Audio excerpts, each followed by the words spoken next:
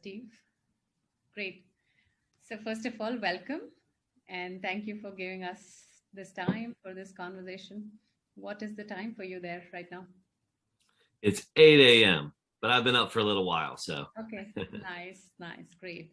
So, just for the benefit of everybody here, I'm going to just read out your introduction. Um, Sure. and yeah, we'll start chatting in a bit. So, for everybody, Steve Saccone serves as a catalyst as Mosaic, a community of faith in Los Angeles. Tell us more about that. I'm very curious to learn these communities of faith. And his role includes campus pastor and director of Protege, a 2 year global leadership development program. In addition, Steve works as faith field advisor for the Gallup organization, speaker consultant for Monvi, and professor for Golden Gate Seminary. He has a MA in transformation leadership and lives in Los Angeles with his wife Cherry and son Hudson. It's so nice to host you, Steve. Really looking forward for this conversation. As I was telling you in our earlier conversation, that since the time I've read this book, it just feels that a lot of things just have been put into the words. The thing, the experiences, the essence of relational intelligence and everything. So it's just so nice to see a book which just says everything that has been experienced, especially for me. So I don't know how others feel. So we have a lot of people here. Some have read the book, some have not read the book. What will be nice to before we get into that, tell us what's which space are you in right now? You guys are gonna I've laugh. been rambling. I'm in my garage. You're in garage, okay? Because my one kid's awake, my wife I think is still sleeping, and my other kid's asleep too. Yeah, and I'm sorry, I just started rambling. As soon as No, it's all good. But I have them locked in the house so they won't bother me. Actually, Yeah. my youngest son is autistic, and so he loves coming into the garage and going outside. So I kind of locked them in so he can't get out right now. But No worries. We would be happy to say hello to them if they barge in. Not a problem at all. So in the virtual world, we call them our guests, and we shouldn't mind if somebody barges into the screen, right? So that's sounds absolutely great. okay. Great. So Steve, I think time to start this conversation. I was actually trying to ask was, number one, how do you say relational intelligence for someone who's not read, doesn't know about it, but fascinated about the idea, or it just interested them to join here? Yeah. No, thanks. And no, I'll say this too. I'm super excited to be with you guys, and I'm excited for this conversation. And I welcome interaction along the way too, as much as that's possible. Yeah, relational intelligence. Let's delve into that, and feel free to ask questions along the way here too. But it's really about building healthy and whole relationships. And it's learning the skills and also developing the heart to do that. So you might say it's having the capacity to build relationships in a smart, healthy, and wholesome way is one way you could say it. And I believe that all people, no matter your personality type, your background, anything else, have the ability to increase their relational intelligence. It's perhaps different than what many think about cognitive intelligence, right? This idea of IQ, right? Intelligence quotient. And there's debate a little bit on can you increase your IQ, but even those who say you can, it's very, very incremental of what they would say. With relational intelligence, it's a completely different thing. And it's a blend of how do you develop interpersonal skills or social skills, you might say. It involves things like listening and asking questions. I know many of you are coaches or that sort of thing, but that's a skill to have in life that I find quite rare. Listening, asking intentional questions, engaging with people in that way, and there's a whole slew of other things, but it's this cluster of skill sets that you learn, that you can learn, that can be learned by you, by me, that will help us increase our influence, will help us propel love in this world, will help us be smarter, be more likable, help us learn to discern different things in conversations and dialogue, help us to face conflict better, which all that contributes to healthier, more wholesome relationships. So that's relational intelligence in a nutshell. And that's very that's very interesting, because at workplaces we always wanted to stay away from relationships, right? We don't want to talk about relationships. That's not what it is called, professional and things like that. So what has actually changed in the world which is making it critical for us, especially leaders and coaches, to say, hey, you can't do without it, because it's no more an option. It's the essential skills, especially in this VUCA world. So Yeah. what do you say about that? Well, I'm a person of faith, and I personally believe in the truth of the Bible, but you don't have to believe that to believe what I'm about to say necessarily. But there's a proverb in the Bible, Proverbs 18:2, and it says this. It talks about foolishness and wisdom in that book. And it says, fools find no pleasure in understanding, meaning understanding others, right? They don't seek to understand others. So it's saying like, you're foolish if you don't seek to understand other people. And then it says, but they delight in airing their own opinions, right? And I like that in the context of the world we live. I mean, there's a lot you could say, but we live in a world that, we like to air our own opinions, right? Most of us sort of like that, right? Like you have an opinion, you want to tell it, right? And having an opinion certainly isn't a negative thing inherently, but the idea of you just wanting to air your own opinions and not seek understanding is very problematic in the world. And I'll say this other thing too. Personally, I believe in the idea of love, right? But not just a soft kind of love, like, hey, let's all be nice to each other and kind and caring, although that's a part of it. I also believe in a fierce kind of love, in a love that sometimes is courageous and honest and also humble and also bold. And this multi-dimensional love is important in our world, and learning how to love well, right? Really, that's what relational intelligence is all about. So how do we love people that are different than us? How do we love people that are difficult to love? How do we, in some sense, love ourselves, not in a I'm going to be narcissistic kind of way, but, Jesus, who I think is like the ultimate relational, genius, you could say, talked about love others as you love yourself, right? Meaning like see yourself accurately, right? Because we sometimes struggle like with the inner voice of shame, right? So we have self-hatred or self-rejection or self-loathing or, fill in the blank. And all this is sort of like the internal stuff going on in our heart and mind. And that's part of relational intelligence too, is like learning to be a healthy person on the inside, right? And when you learn that you are loved, right? I believe by God, that we're all loved by God, and you learn to live in that and be centered in that, what flows out of you, right, is more love for other people, right? And again, it's not just the soft love, it's the fierce kind of love. There's a tender side of love, there's a tough side of love. And I'm talking about both of those. So to your question, it's like, yeah, I would love to see a world, we probably all would, that's full of love, that people, that leaders, that change agents, that people like us, right, we're propelling this movement of love in the world in a way that is multi-dimensional and multifaceted. I think that'd be a beautiful picture if the world was moving more and more that direction, and we can be part of that. We can be change agents in that, I believe.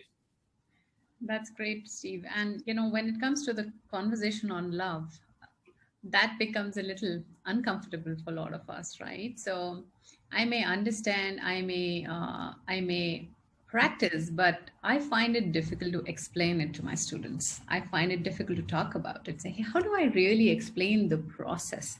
How do I really explain what does it mean to love in a professional setup? Because we all understand love in our personal context, but really, and then there are arguments around, hey, I don't want to love I don't love my client. What are you talking about? Can you give us something simple to understand? How do you really use the not really concept, but how do you really use the fundamental of love in your professional life or in the work that we do as coaches, and how, or actually as leaders also, right? What's the fundamental that I need to understand? That's a great question. Yeah. So I'll say two things about that. I'm trying to put it simply. So, and you can, those listening, you can ask this question to launch into this answer.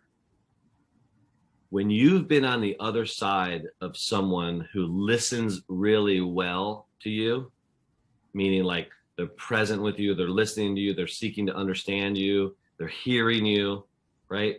What do you feel? I know what I feel. I feel loved, if you want to use that term, right? There's this great quote by a guy named David Augsburger, and he says, the average person cannot distinguish the difference between being heard and being loved. And I love that. It's the idea that when someone else feels heard, when we feel, you could say it different ways, when we feel known, when we feel listened to, when we feel understood, right? When we feel heard, what that gets translated as is we feel loved, right? So to wrap that, it's like I believe a rare skill relationally, but just humanly, is to run into someone in life who really listens well. And we underestimate the impact that has. Because in my life, I think about just a handful of people. It's single digits, not double digits by a long shot, of people who I know and who I've known, pretty well that have listened to me really well. And it's not like you're going around like, listen to me, listen to me, listen to me. That's not what I'm saying, right? But it's that idea of like, if you're a coach, if you're a leader, if you're an employer or an employee, like all of us can do that. We just have to develop it. We have to cultivate it, and we have to value it. And I think that has a greater impact, because what sort of the typical way a mentor or coach or somebody like that is thought about is they're giving you advice, right? Now, there's a place for advice, no doubt about it, but there's a bigger place, in my view, when you talk about love and the workplace. It's like, man, what if the workplace was full of listeners, right? I mean, that'd be a beautiful thing. Now, we can't force that upon other people, but we can embody that ourselves. And I'm drawn to people that I've experienced in my life like that, and they've actually had a deep impact. And you know what happens in the context? You typically earn the right to be heard. So if you want to impact someone else, if you want to influence someone else, I know it sounds crazy and some wouldn't agree, but I've seen it in reality. Listen well. That's a big part of it. So so that's one element of it, but I think it's a very practical element of it. And part of that is, kind of what goes with listening. And I write about this in chapter 3, the story collector, right? Is we're hearing people's stories. We're asking intentional questions. We're looking at people's uniqueness and valuing that, right? I mean, value someone's uniqueness. If you're an employee and you have an employer, right, put it in those terms, and you feel like your employer sees your uniqueness, understands you, you feel known, oh man, that leads to a satisfactory, among other things, but a satisfied employee, right? And Gallup, right? You mentioned Gallup. I've worked for Gallup consulting and coaching and stuff. Gallup also says not only does it provide satisfaction in the workplace, it enhances productivity too, right? So if you think of it like that, and then I'll say one other thing, say all that kind of in the negative, when you don't feel understood, when you don't feel known, when you don't feel heard, whether it's husband or wife or someone else in your life, right, at work, right? That feeling of frustration, oh, they're not hearing me, right? Kind of idea. Whether you say it, express it, or just feel it, like we all know that. And if you're in that work environment, right, we know where that leads: frustration, unsatisfied, right, and actually lack of productivity, right, and all the rest. So a lot of different little angles in there, but that's a big part of it for me. So what I'm hearing is a lot of benefit for others, right? I'm hearing if we do that, we create a good surrounding, create good relationships. What's the benefit for me if I'm a coach to learn or to even understand and go deeper into relationship? And how is that different from being more empathetic or being more caring? Or is it all coming under one umbrella? How does it work? Yeah. So I would say, in a word, influence. I mean, we long for influence. We long to discover and have purpose in what we do, right? If you're talking about a work environment, or if you're talking about coaching someone or multiple people, it's like that's part of what we're looking for, I believe, as human beings. We want purpose, we want meaning. And so being relational intelligent actually helps us, how do you say this, enhance our purpose, right? Find deeper meaning, because the richest meaning that we can find in our lives is connected to relationships, right? I mean, it's like, fast forward to the end of life, like, people aren't saying when they're about to die, like, I wish I would have accomplished more, right? They're saying things like, I wish I would have spent more time with my kids or my wife or husband or, right, best friend or whatever it is. It's like, it's relationally rooted and based. And so if you're talking about the benefit for us, well, we want to gain influence, we want to gain purpose, we want to gain meaning, right? If you want to put it in terms of job promotion, I mean, there's a lot of research actually behind both kind of relational intelligence and emotional intelligence as well, that says, like, yeah, that helps lead to job promotions. So there's a personal benefit as well, and there's others, plenty of others, right? You build, when you have relational intelligence, you build trust, right? And again, I'm going to kind of take this conversation a little bit further with this and just use one example. So I don't know if you've met somebody who knows how to navigate conflict well. There's not a lot of them, right? And that's my own kind of growth in life has involved that. But when I've seen that in life, workplace or outside of it, and someone handles it well, and they're tactful in the way that they go about having an honest conversation, they're clear in terms of, like, what the goal is here about this conflict, where I've been hurt, here's what I want to express. They're not accusatory, they're not shaming you, they're not yelling at you, right? That's all the negative side of it. Basically, when they handle it well, I don't know about you, but I go, that's beautiful. And I have much respect for you. The way that you handle that was brilliant, right? Or however you want to describe that. And that's relational intelligence. And again, in the workplace, in family, friendships, whatever, it's like, okay, you want to talk about benefit for you. It's like, well, you gain respect, right? And people look at you differently, and you now have credibility because the way you navigated that with humility, honesty, tact, boldness, et cetera. Wow, I want to be like that. I want to be able to do it like that. I may not tell you, right, or tell that person, but I see you, and I want to live that. Not everybody wants to do that. I get that. But if you want to be a fierce person of influence, if you want to make an impact with the people around you, if you want to advance in your career, I mean, that's just one example. Conflict. There's others, but I think that kind of puts it in a nutshell. What you gain respect. That's beautiful and quite clearly understood, because I think influence is one key conversation in almost every leadership conversations, right? Most of the coaching happens around influence. Great. So Steve, there is a question in the chat, and Anil, can I invite you to share your perspective and ask your question, if that's okay? Yeah, sure, Jaya. So this is my question. Actually, before the question, let me give the background. So let's say if you're raised in a family environment where you truly experience what I call as unconditional love and unconditional care. Now, I say that with a lot of emphasis because over the years, I found it is not something you take for granted. Not all families or not all parents do love their children unconditionally. There are some implicit conditions, not explicit, but implicit. Now, if you came from that kind of an upbringing, does it in a way interfere in your relationships building skills? Because you tend to look at relationships founded on unconditional love, unconditional care, and you find in the real world, it's all based on a give and take. It's a transactional mode, and you have hard time being compatible with that kind of a relationship. So do you see any issues there, and how do you address those kind of an issues? Yeah, that's a great question. I mean, there's different ways you can go. I think I understand kind of the heart of what you're asking, but tell me if I miss it here. So, yes, I think no matter where we've come from, obviously all of us have been shaped by our background, childhood, whatever, right, family, even.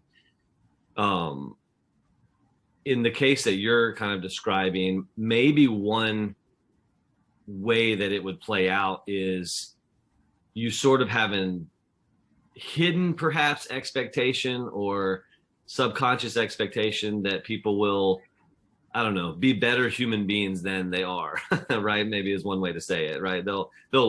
People ought to love, right? And we all know like that never, well, I shouldn't say never, that often doesn't happen, right? So I think part of, and frankly, in my own Christian faith, I think we're often pretty poor at this, that we're unwilling to have a difficult conversation because we feel if we, I'll say, cut someone off, to say it crassly, that that's not loving.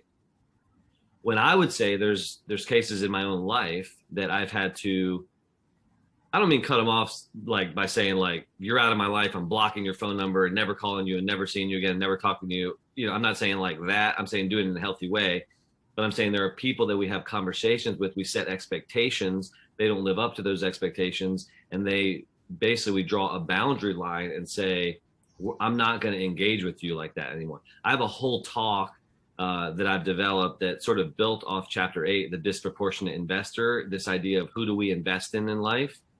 And I'll give you one quick example. So like my one son, Hudson, he's 12 right now. And we decided a couple of years ago that we're going to homeschool him. Well, my wife basically came up with 4, what we call gauges or 4 like signs. They're very concrete, like you're a worthy person. Obviously, he's our son. Like there's nobody that deems him more valuable than us, right? But we've told him like you have to engage this process. Like this is not a passive process. This is an active process, right? So here are the expectations, right? And we have these 4 things we lay out for him. And I think these things are good for coaches too, when you're talking about who do you invest in and how much, right? And so he's got to live up to what the expectations are that we've laid out. And if not, my wife tells him like straight out, and and then he knows she's serious, is like, we're going to put you back in regular school, right? So to speak, because this is what your part is, you know? And anyway, so that's just kind of a one-off example, just to say though, like I did this with, I'm a coach of that same son's baseball team. And just a couple months ago, I had to ask a player who was showing disrespect and, you know, talking bad about me, the coach, right, to other players behind my back. And, you know, there's a whole list of things. But basically I had to talk to the mom and I had to talk to the kid. And like there was several different incidents and I laid it out there. And it finally came to the point of like, all right, there's 0 tolerance. If you do X, Y, and Z, like I'm not kicking you off the team. You're not living up to your agreement. And I was very clear about that. So we're going to part ways.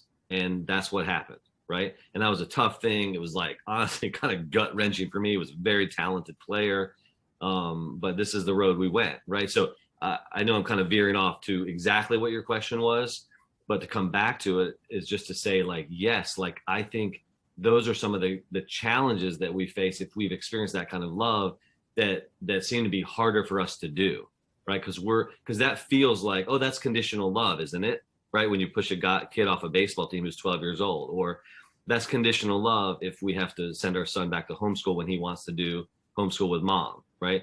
I don't see that as conditional love. I see that as, no, this is the expectations, requirements. Here's clarity. This is what you have to live up to. This is what I'm going to live up to. And I think that's tough love, like I was talking about earlier. And it's very much a part of, I think, what you're asking. I hope that lands with what your question is. Yeah, that's a good perspective. Yeah, I never thought about it like that. Yeah, thanks. Thank you, Anand. So, Steve, the question that's emerging for me right now is what I'm understanding and what I've understood after reading the book is relational intelligence is really living from the core of your being. And that's difficult in this world. Not everybody can reach there easily. It's a hard process to explain and it's hard to do. So my question to you is, what comes in our way? What makes it harder? And what are some of the things, or I know you have given a framework. How can you help us make it a little easy? Especially because today what I notice is being a coach, I cannot avoid that process because it shows up in my conversation that I'm not coming from the core of my being. It's not where I can just learn the coaching process and get going with that in the world. The world is becoming demanding. The issues are becoming complex. There is a need for us to show up. And I, at the same time, I equally find this process to be hard to really set it in your skin. What would you like to say about that? Yeah, I think that's actually a very perceptive question. So two words come to mind: beliefs and pursuits. And what I mean by that is all of us act out or live out or behave according to our real beliefs, right? Not what we say we believe, but what we really believe. So if people matter more than anything else, right? If that's what we believe, well, we can say that all we want, but if we don't treat people like they matter, we don't really believe that at the core of our being. Because if we did, that's actually how we would act, how we would behave, how we would live, how we would interact with people, right? That being said, obviously none of us are perfect at that, except me, the relational intelligence author. Just kidding. Right. But you guys would have been like, oh yeah, I'm done with this call if I said that. Right. But obviously we're not perfect with that, but like that idea. And the other thing is more, I guess you could say, a self-reflective question. You know, you could ask about your beliefs, but then about your pursuits. Like, what do you really pursue? Right. Meaning, like, what do you chase after? What do you kind of wake up thinking about? What do you go to sleep thinking about? What do you think about most during the day? Right. And there might be more than one thing there, but that's sort of a window into your beliefs. But I would even extend it to say values, right? It's kind of like what you value. And so, I mean, here's the thing. And I am probably as guilty or more guilty than probably anyone who's listening to this, is I'm an ambitious person, right? I want to achieve things, right? And there's some things I've achieved in my life. Same with you, right? Well, I wondered over the years, like, what if we, and I've tried to do this, but what if we put relationship building or becoming a relational genius or masterful relational artist, or however you want to describe that, but like, what if we put the idea of building healthy relationships, right? Learning to be relationally intelligent I'm going to pursue greatness in that arena of my life.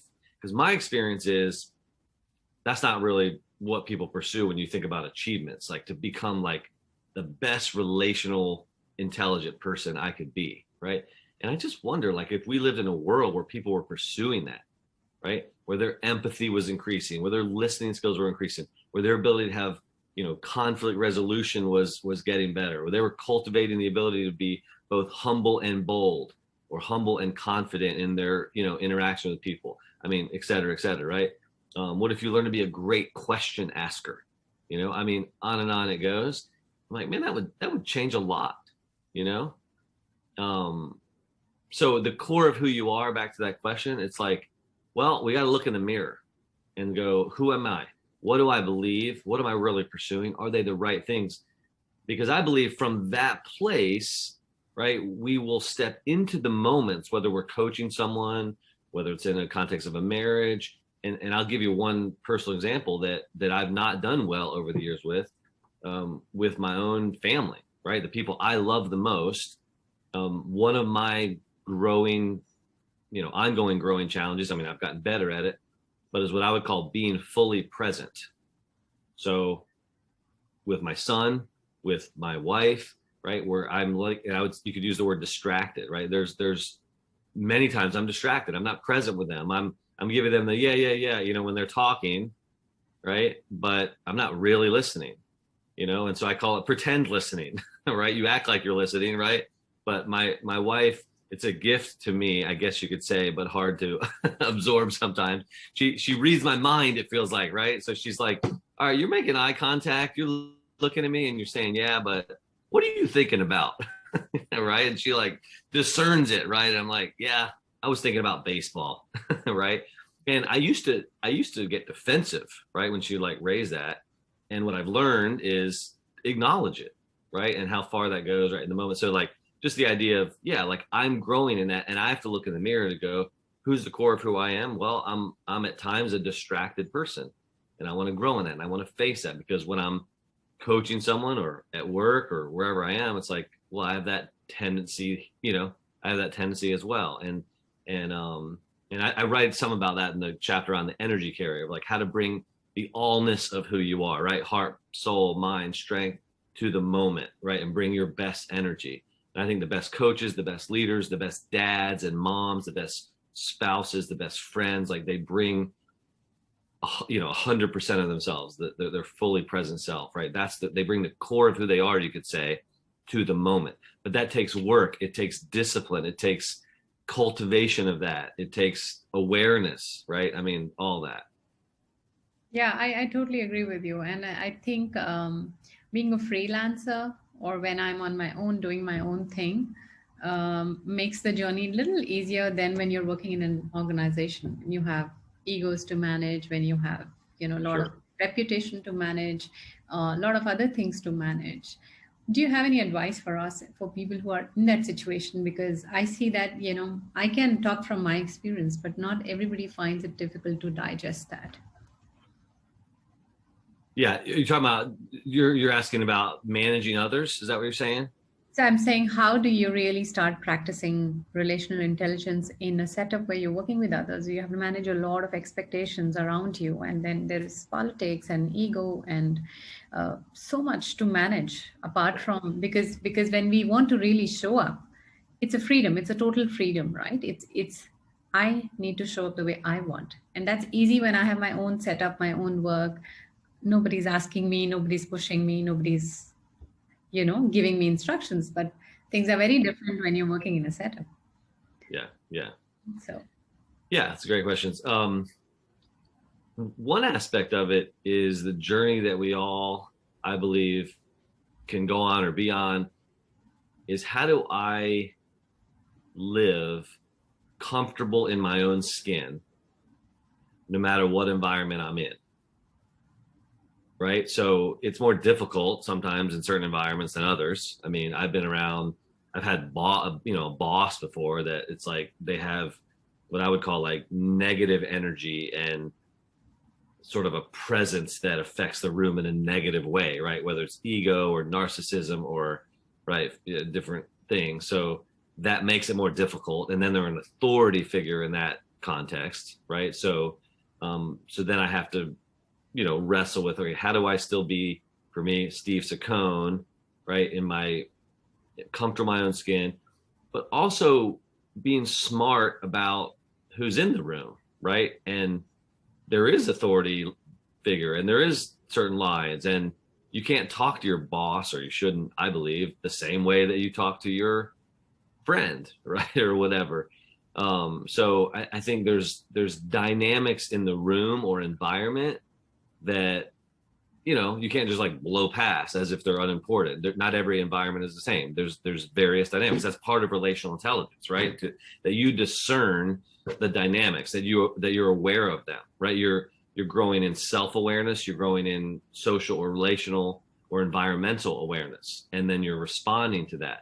And again, none of us do that perfectly, but like we're alert to that, right? We're aware of that. We're attuned to that, you could say. And you respond to it. I mean, I'm sitting in a room one time and I'm an employee, and I don't know, there's 25 people in the room, and the kind of top executive is leading the meeting, and we're kind of sharing updates, right? We're just going around these like 90-second updates from, everybody.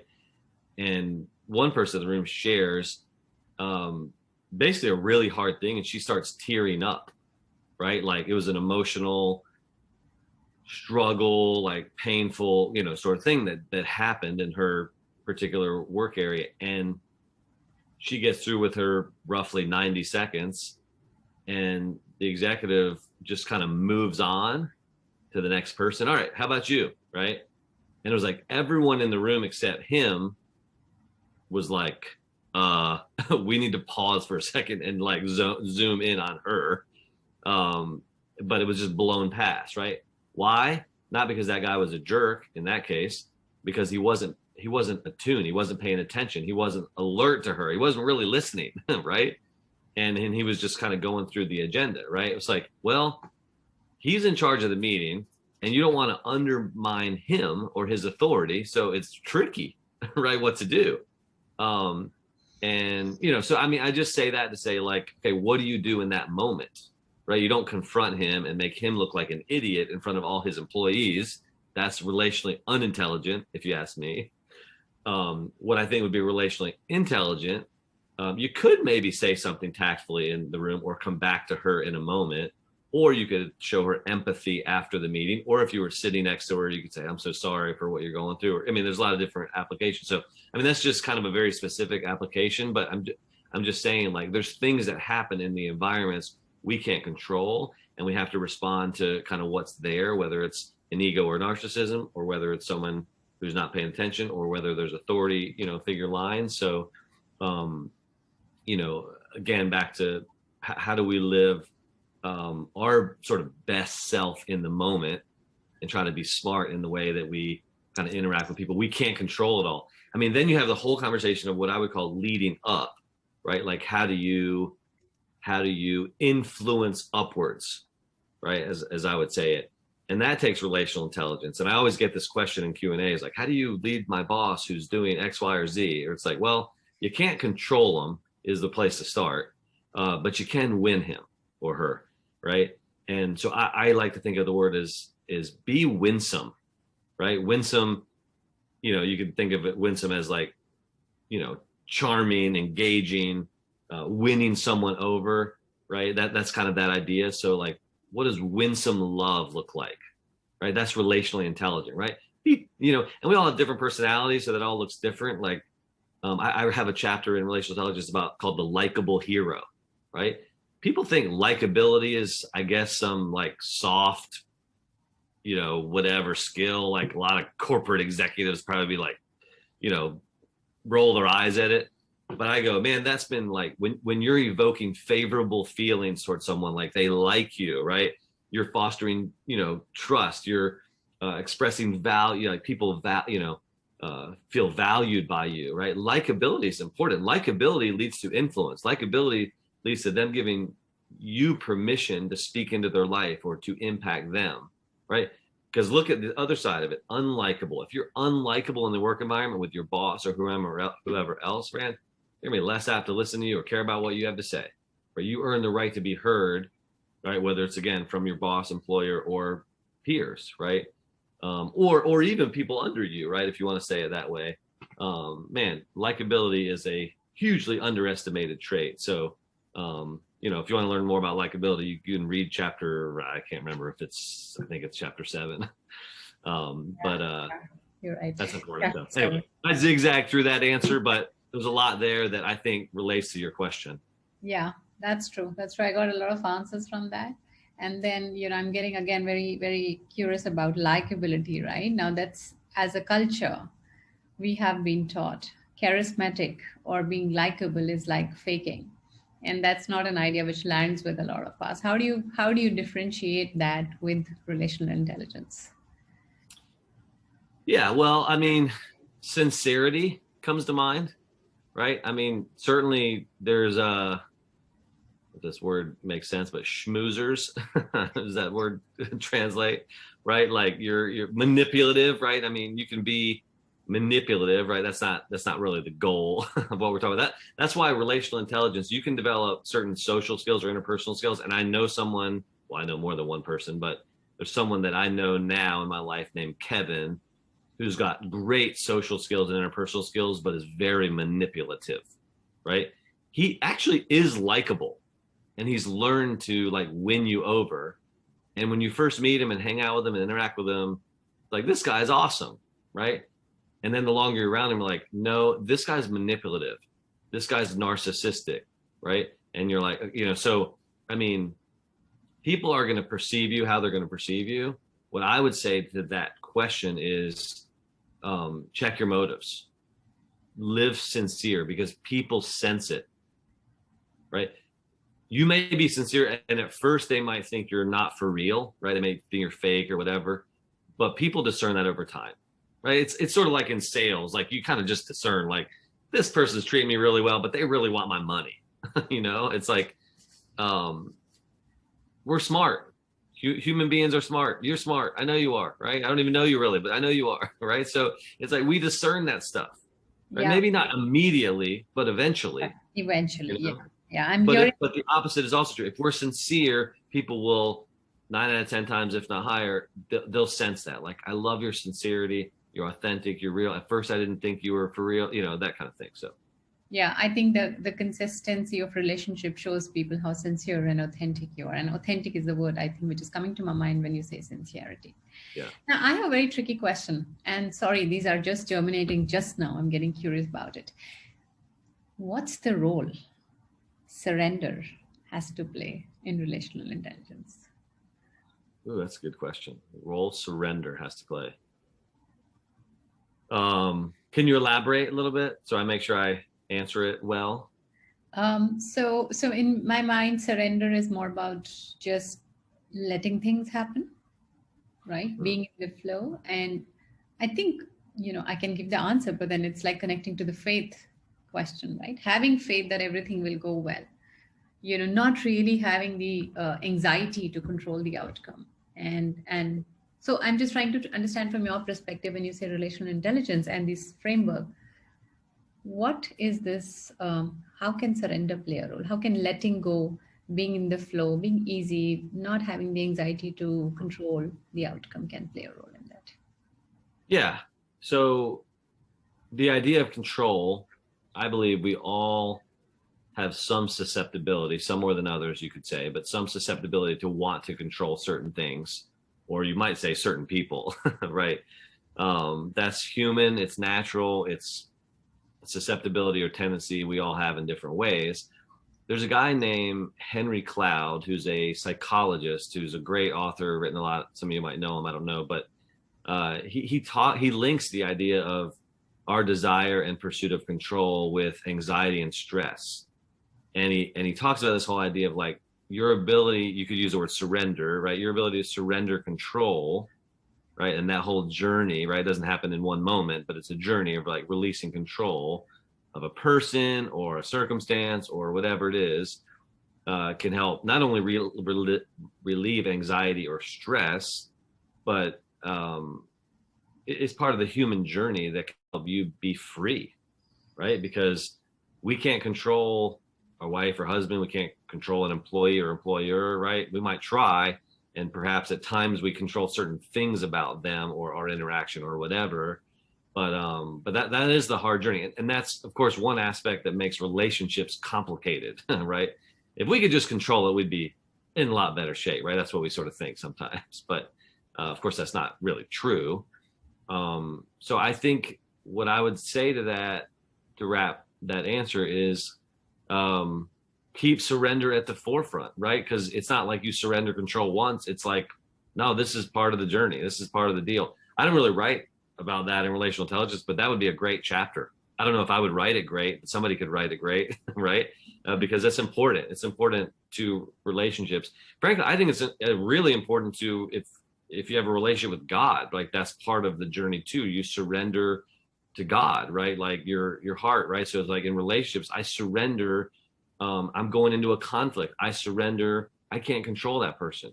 I can express myself. I can't control whether they forgive me, but I can control whether I forgive them, right? I mean, it might take a process there, but I can't control if they listen to me, but I can control if I listen to them. So I'm going to surrender my desire and expectation for them to do fill in the blank, right? That's whether it's conflict or some other situation, right? And I'm going to control, and this is what Henry Cloud says, if you can learn to be clear about what you can control and stay focused on that and release or surrender the things that you can't control, it will help you relationally. It will help you in life. It'll help you be freer. It'll decrease your stress and anxiety, et cetera, et cetera. You got a couple of questions in the chat here, right? Yeah. I'm going to go and shut down my own curiosity, but I see a lot of questions pouring in. So Sharon says, where can we find your talk on who do 4 gauges? Who do invest in? Did you say? You said something like who can you invest in? Do you Yes. I don't know if it's recorded anywhere. Okay. I'm sorry. Maybe we can do another one of these. And I'll give that talk. Happy to talk to you again. Not a problem. It's a newer talk I've written. That's why. But okay. I can send it to you if I get it recorded soon. I will do my best to remember that. Okay, I see your thumbs up. Cool. Sure, thank you. Yeah. Pritish, can I invite you to ask your question? Sure, very interesting discussion, Steve, and Jaya, thank you for holding this. So earlier, Anil had asked you a question about the relationships and the family background around that. So the question is somewhat related to that. So when you have an unconditional relationships, what I feel is there is a desire for trust in one's individual. And when you go into the business world or when you go into the organizations where there are transactional relationships that occur, and that kind of creates a barrier to trust, some of which we discussed. So is there any significant differences whether you have living in a predictable world or an unpredictable world? How you manage that barrier? Yeah, that's a good question. I think I understand what you're saying. Yeah, I mean, the transactional stuff of life or stuff in corporate world or wherever those things are happening, I mean, that's obviously a real thing and sometimes difficult to manage. You know, I mean, I'd say, I don't know if this is exactly what you're asking, but I'd say one aspect of that is sometimes it just stays that way, and and you just kind of have to roll with that, right? And I don't necessarily think that's all bad. Like, this is just going to be a transactional kind of relationship. And I would say I mean, there's different scenarios, but in some sense, relational intelligence is seeing that for what it is and acting accordingly, right? Because relational intelligence is about kind of understanding, comprehending, learning, you know, how relational dynamics work and then applying it. So like transactional relationships have a certain set of dynamics too, and you can't always change it. Often you can't. So you got to live with it. And so then then the question is like, how do I be relational intelligent in that? Well, maybe it just means like, well, I just go with a transactional kind of relationship, right? So, I mean, that's one aspect of it. I don't know if that's exactly what you're asking, but that's kind of one thing that comes to mind. And I'm the second component of that was trying to figure it out. Like, if you are as a leader, when you're leading a project teams that may be global, where you have to deal with the transactional aspect of the work because you probably never had those kind of personal relationships that you talk about. Mm-hmm. Versus when you have teams that are local, where you might have been working in operations for 15 years and you know each and every individual, where you can really decipher what they are or who they are and what they believe in. In the other side, you don't. So what changes that one should do, or how one should be self-aware to deal with those unpredictable scenarios where every day consulting world you have a new team and very little chance to gel together? Yeah. I mean, to me, my experience is it's much more difficult when you're talking about a global kind of relationship, you could say, or, you know, over Zoom or Google, you know, Hangout, or, you know, whatever your technology you're using, or, you know, or you see them infrequently, or, you know, whatever. Like, those are difficult. I mean, obviously influence and impact and all that takes a lot longer and sometimes never really happens, you know. I think that's just kind of reality. I think it's a good question. I think what comes to mind for me is I think true in all aspects of life. And again, part of the human journey is we have to look at reality and face it and embrace or surrender the limits that there might be in whatever we're talking about, right? So, and to your question, is like the limits of a global relationship or a transactional relationship. There's limits in that, right? So, I think sometimes not saying you're doing this, but sometimes we superimpose or project certain expectations on a relationship or a workplace or, you know, whatever, and it's not going to be that. So we're at times, maybe some of us are idealistic, or we're just not looking reality, you know, in the eyes. So I think what I would say to that goes back to the control conversation. And I'd say in any context, like, okay, what can I control about me? Like the energy I bring to the moment or the relationship, the the way that I do listen to this person or ask them questions, the way that, hey, if there's tension or conflict, I name it, I acknowledge it. Or, yeah, I want to embody humility, but also I want to be honest and bold, right? Or, I mean, et cetera, et cetera.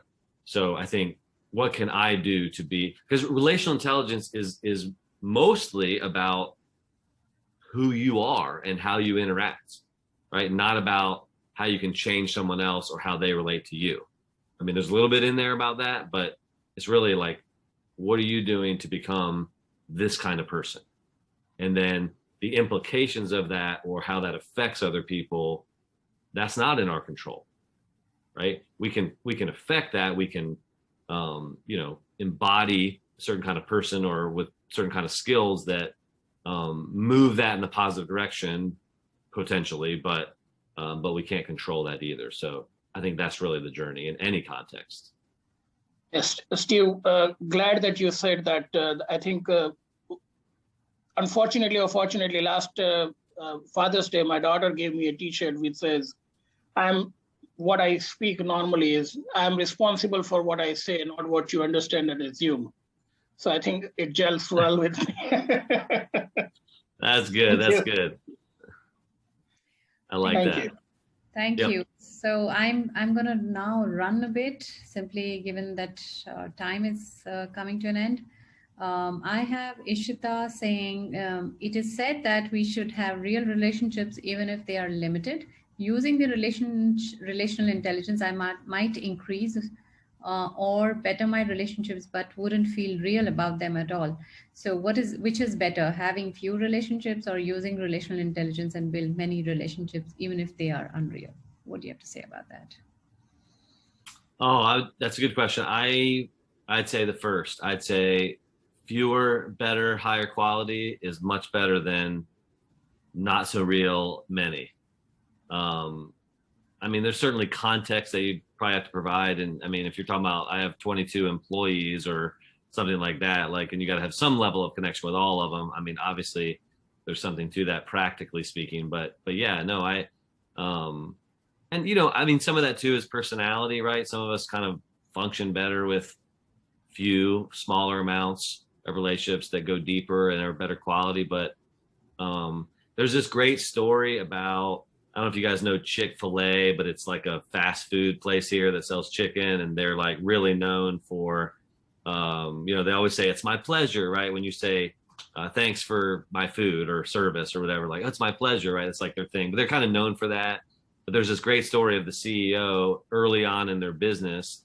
They were starting to expand their franchise, and the quality level was going down. And there's this great story, I won't tell it, but he basically hits the table and he says something to the effect of, if we master quality, quantity will follow. There's a much better quote than that, but that's kind of the idea of just the top of my head. And I think that's true in relationships too. It's like, focus on quality more than quantity is always the right mode, you know? Yeah. Thank you, Steve. So Janine is saying, I'm sorry, I'm taking the liberty to read your messages simply because I'm cognizant of time, so please pardon me for that. So Janine says, thanks, Steve, for your presentation. Greatly appreciated. Relational intelligence is definitely at the core of who we are and needs to be cultivated, because not every human being has received this ability from birth. Knowing True. that we have been living in a VUCA world for years now with the post-pandemic challenges now, how can we deal with this ourselves and help our clients to do so? Please give us a couple of examples. And then she says, letting go of things or acceptance. I think this is in response to the surrender piece. Yeah. So, well, to help anyone grow in anything, they have to have a desire for it.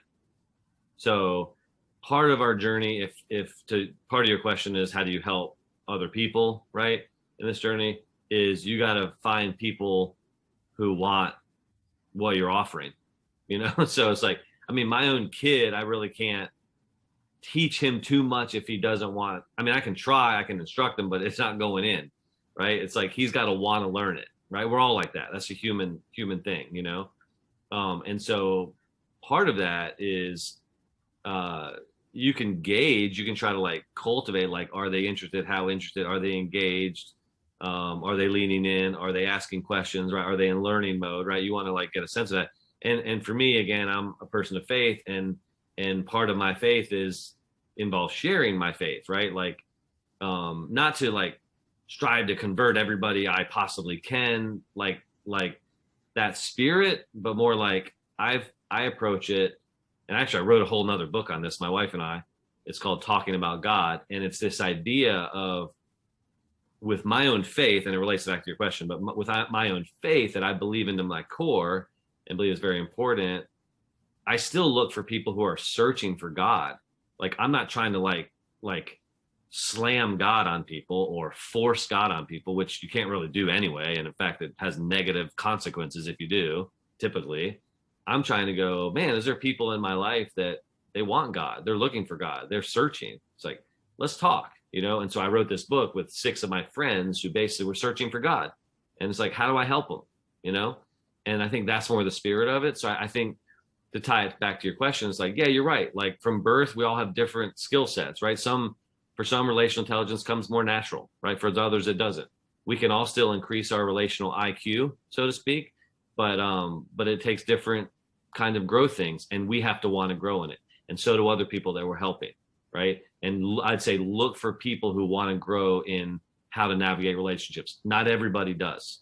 Not everyone wants to learn how to engage conflict in a healthy way. Not everyone wants to learn how to become a more empathetic person, or learn how to be a good listener, or how to ask good questions, or be an energy carrier, as I call it, bringing your positive emotional energy to a moment. Some people don't give a rip, and they're very disinterested in that. So it's like, well, I'm not going to give a lot of time and energy trying to help them grow in those things until they're ready. You know, that's how I approach it. Thank you, Steve. And in the end, I'm going to invite Kanika. She has a question. Hi, you're on mute, Kanika. Yeah, hi, Steve. Actually, I just want to go back to that, talk about surrender. That when you surrender to a person, whether it's your, it could be a boss, it could be your husband, or whoever, whatever the relationship might be.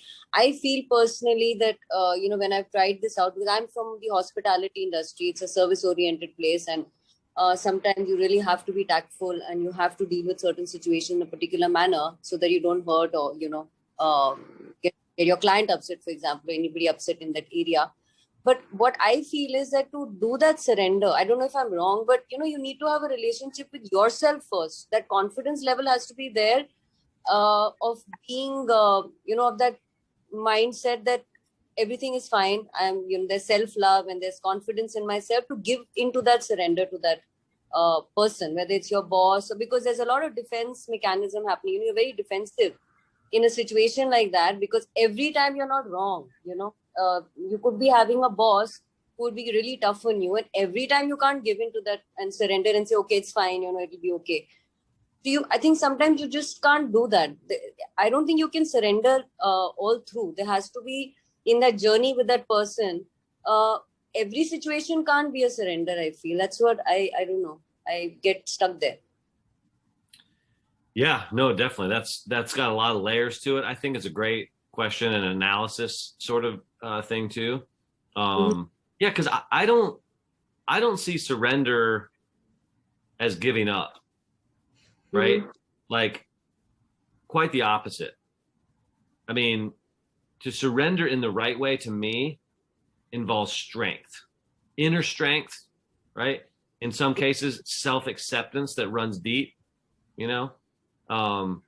this idea of letting go of something is not done by weak people, quite frankly, right? I'm not talking about giving up. I'm talking about and I'll step away from that for a second.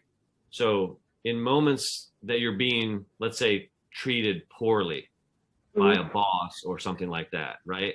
It's like, the application to me is not surrender, meaning like, I'll give up, I'll allow him to treat me that way, blah, blah, blah.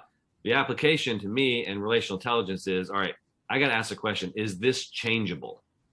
If it's not, okay, I got to decide, all right, am I going to stay in this environment? Am I going to leave this environment? Or am I going to try to have a conversation or series of conversations to see if there can be change, or I can be, put in a different environment, right? I mean, those are really kind of like the only 3 options, right? So say nothing and leave, stay and stop complaining and just take it. That's not a good option, you know, or I got to have some conversations and see how they go. And if they don't go well, I'm willing to leave. So surrender is I'm willing to let this go, and I'm going to have the necessary conversations to see where this leads. That takes a strong person, right? That's not giving up. That's facing something with courage, with honesty, hopefully humility too, but a mix of different things, and surrendering the outcome based off doing something difficult. That's more surrender to me, and if I'm hearing a little bit of what you're saying, at least. Yeah, I suppose so. Yeah. Yeah, I read a very interesting quote somewhere saying there's a difference between giving in and giving up. Right. Yeah. The power to surrender. Only powerful people can surrender. A lot of strength. Absolutely. Thank you for that question. Sorry, what did you say? No, I just said thanks. Thank you. You're welcome. So Steve, I just don't want to stop this conversation. I have more questions. I'm getting more curious. Just want to still wrap up simply because we have time commitment. So I see that not, if I want to learn more about relational intelligence on internet, where can we go? What are the resources we can tune into? And what can we, of course there is book, and what else can we look into? Sure. Yeah. Couple things. One is, of course, my book, you mentioned it, is a helpful resource. I can send you a couple documents that you can pass on. Like I have a discussion guide that kind of has some questions. You could use it as a self-reflection guide if you wanted. I actually have a book summary of relational intelligence for those who don't read entire books and want that. I can send that. I don't mind sending that. And then I also can send you, I did a 3-week series kind of talks, three talk series on relational intelligence. They're about 35-40 minute talks that I can send. Most all of it is not stuff even in the book, kind of additional stuff I've developed over the years. There's one talk about conflict, there's one talk about boundaries, and there's one talk about how we use our words, right, kind of idea. So happy to send that stuff. And then one last thing, there's an assessment that I can, if you guys want to take it, I can send you info on that. That'll be great. That'll be great, Steve. I think there's so much to learn on this piece. So I want to say thank you with my hands folded. Thank you so much. This was very, very valuable. And I hope everybody got value out of it. And I'm going to pass on. So just a last comment around CCU, in case you are an ICF member and you're interested, the email that I'll send with the resources will have a link for you to fill a form. In case you want a CCU, let us know. We'll send you the certificate in a few days. Yeah. And Steve, thank you once again. It's been really a great pleasure to host you here. Thank you so much. Cool. Thank you guys for having me. It's been good to be with you guys. Yeah. Thank you everybody for joining us. Thank you. Bye-bye.